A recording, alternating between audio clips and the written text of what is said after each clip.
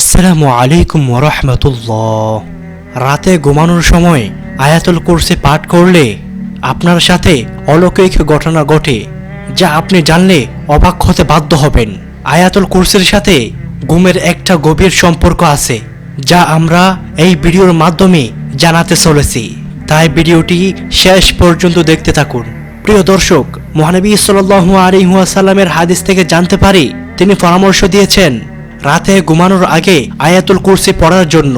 হাদিসে আছে, যখন বিছানায় ঘুমাতে যাবে আয়াতুল কুরসি পাঠ করবে, তাহলে আল্লাহ তাআলার পক্ষ থেকে তোমার উপর সব সময় একজন ফেরেশতা নিযুক্ত থাকবে এবং ভোর পর্যন্ত শয়তান তোমার দ্বার কাছেও আসতে পারবে না। সুবহানাল্লাহ। আমি এখন আপনাদের ঘুম এবং আয়াতুল কুরসির মধ্যে একটা সম্পর্ক দেখাবো।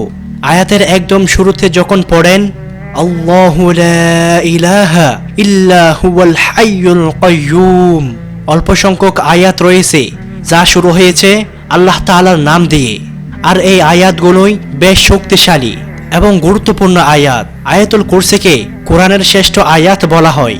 এই আয়াতে আল্লাহ সম্পর্কিত বর্ণনা করা হয়েছে। আপনি ঘুমাচ্ছেন, কিন্তু ঘুমানোর আগেই তাওহীদের ঘোষণা দিয়েছেন, কারণ কে জানে আপনি ঘুম থেকে আর উঠতে পারবেন কিনা। আপনি যখন বলেন আল্লাহু লা ইলাহা, এর অর্থ আল্লাহ ব্যতীত আর কোনো উপাস্য নেই। এরপর বলা হয় আল হাইয়ুল কাইয়্যুম, যিনি চিরঞ্জীব ও বিশ্ব চরাচরের ধারক। সুবহানাল্লাহ। আল্লাহ তাআলা চিরঞ্জীব, মৃত্যু তাকে স্পর্শ করে না। ঘুম যেন মৃত্যুর মতো, আত্মা বেরিয়ে আসছে দেহ থেকে।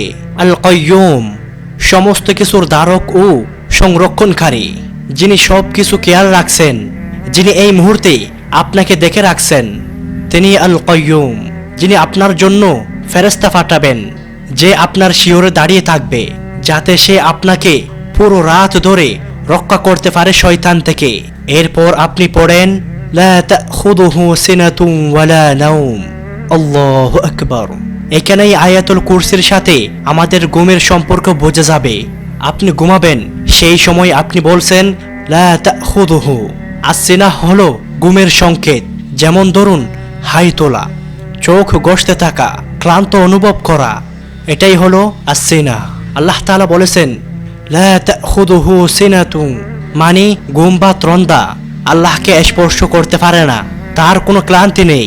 ওয়ালা নাওম, তিনি কখনোই ঘুমিয়ে যান না। আপনি সব সময় জেগে থাকতে চাইলেও পারবেন না।